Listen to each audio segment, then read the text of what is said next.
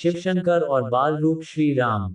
जब भगवान शंकर को पता चलता है कि रामावतार हो चुका है, तो वह प्रभु श्री राम के बाल रूप के दर्शन करने के लिए कागभूषुंडी जी के साथ मनुष्य का रूप बना के अयोध्या आते हैं।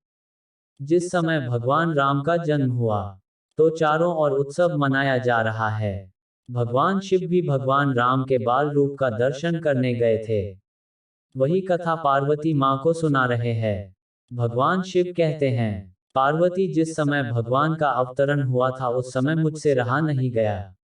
मैं अपने मन को रोक नहीं पाया और तुरंत अवधपुरी पहुंच गया। मेरी चोरी ये थी कि मैंने तुमको नहीं बताया।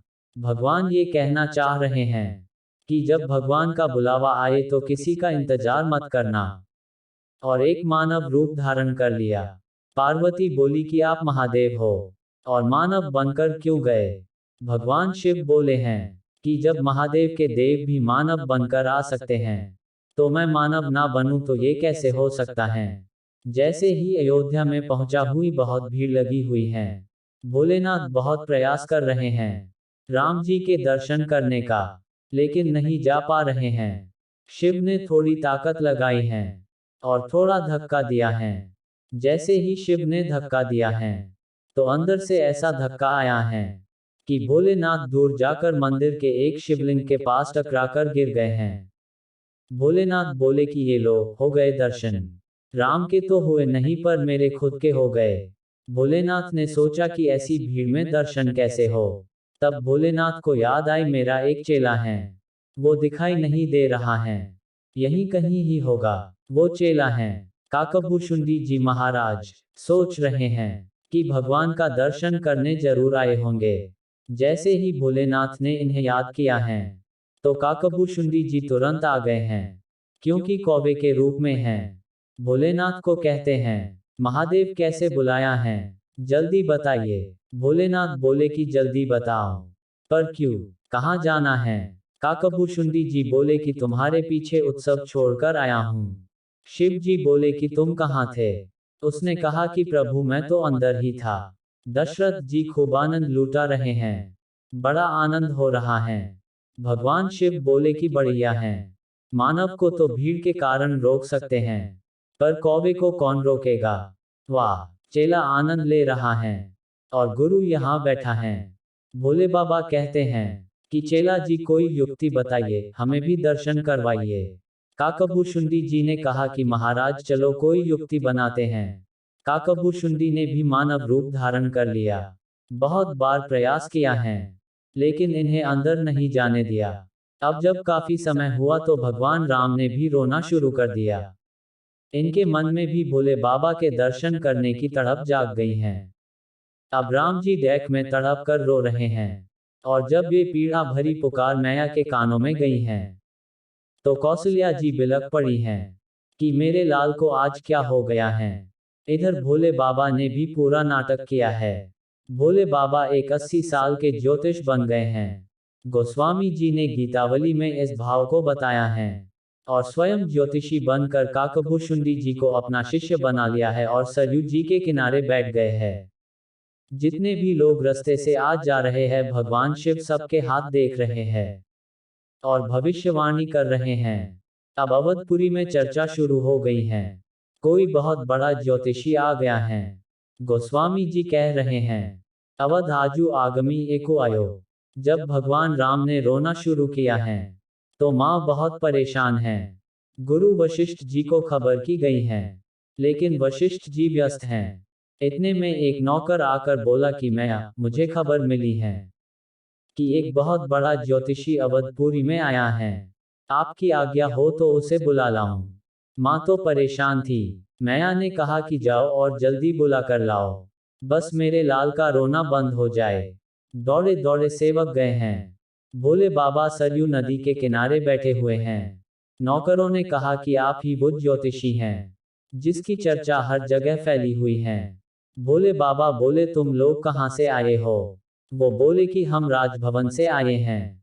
ये सुनते ही भोलेनाथ का रोम रोम पुलकित हो गया है। समझ गए हैं कि मेरे राम ने ही इन्हें भिजवाया है। भगवान शिव बोले कि क्या करना है? बोलो। वो सेवक बोले कि महाराज जल्दी चलिए, सुबह से लाला आज बहुत रो रहे हैं। रानी ने आपको बुलाया है। भोलेनाथ जैसे ही चलने लगे तो काकभूषुंडी जी कुर्ता पकड़ लिया है कि महाराज मैं भी तो आपके साथ में हूँ, मुझे भी साथ लेके चलो।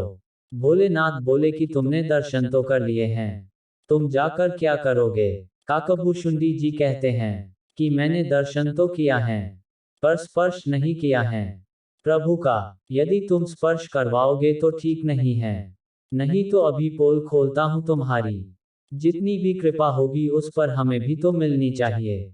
भोलेनाथ बोले कि ठीक है, आपको भी दर्शन करवा देते हैं, पर आप पोल मत खोलना।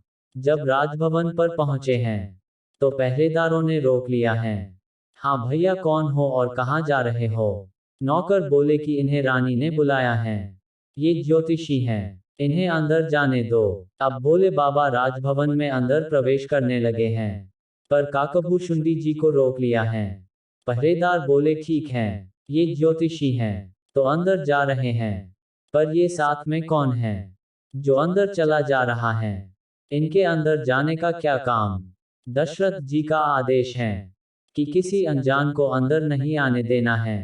भोले बाबा मुस्कुराकर अंदर जाने लगे हैं। तभी काकभूषुंडी बोले कि प्रभु साथ लेके जाओ नहीं तो पोल खोलता हूं अभी।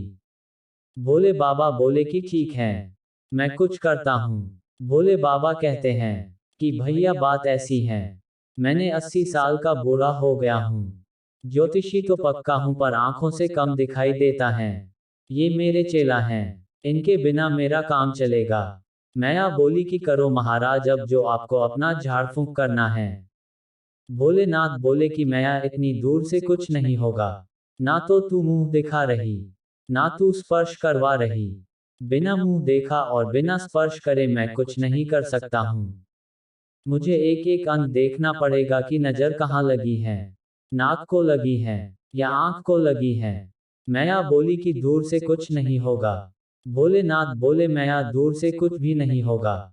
आज मैया ने अपनी साड़ी का पल्लू उठा लिया और जो राम जी अब तक रो रहे थे भगवान शिव को देखकर खिलखिलाकर मुस्कुराने लगे हैं।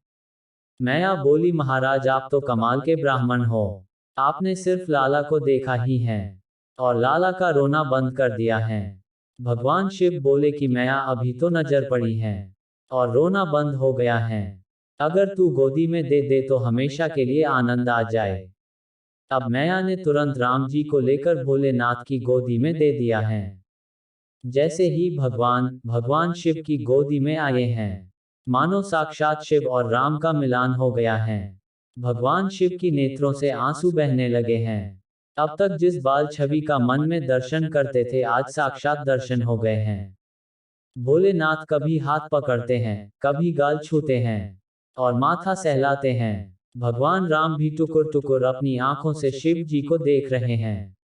जब थोड़ी देर हो गई तो काकभूषुंडी जी ने पीछे से कुर्ता पकड़ा है और कहते हैं हमारा हिस्सा भी तो दीजिए, आपने आनंद ले लिया है तो मुझे पर भी कृपा करो। अब भगवान शिव जब राम को काकभूषुंडी की गोद में देने लगे तो मैया ने रोक दिया है कि इनकी गोद में लाला को क्यों दे रहे हो। भगवान शिव बोले कि मैया मैं बूढ़ा हो गया हूँ, ये मेरे चेला हैं, ये हाथ देखेंगे और मैं भविष्य बताऊंगा। काकभूषुंडी जी की गोद में लाला को दे दिया है। अब काकभूषुंडी जी भी भगवान का दर्शन पा रहे हैं और भोलेनाथ ने भगवान का सारा भविष्य बताया है। सब बता दिया है कि आपके लाला कोई साधारण लाला नहीं होंगे, आपका लाला का जग में बहुत नाम होगा। आपके लाला के नाम से ही लोग भव सागर तर जाएंगे। मैया बोली कि ये सब ठीक है, पर ये बताओ कि लाला की शादी कब होगी।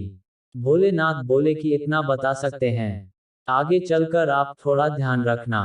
एक बूढ़े बाबा आपके लाला को आपसे मांगने के लिए आएंगे और जब वो मांगने आए तो तुम तुरंत दिलवा देना, मना मत करवाना, क्योंकि आपके लाला उनके साथ चले जाएंगे तो वहां से बहू लेकर ही आएंगे। कौशल्या जी बोली कि आप चिंता मत करो महाराज, ये बात मेरे दिमाग में नोट हो गई है, मैं इसे हमेशा याद रखूंगी। इस प्रकार भोले बाबा ने सब बताया है। मैया ने बोला कि आपने बड़ी कृपा की है, मेरे लाला का रोना बंद करवा दिया है। मेरे लाला का भविष्य बता दिया है। अब मेरे लाला को आशीर्वाद भी दे दीजिए। भगवान शिव ने खूब आशीर्वाद दिया है।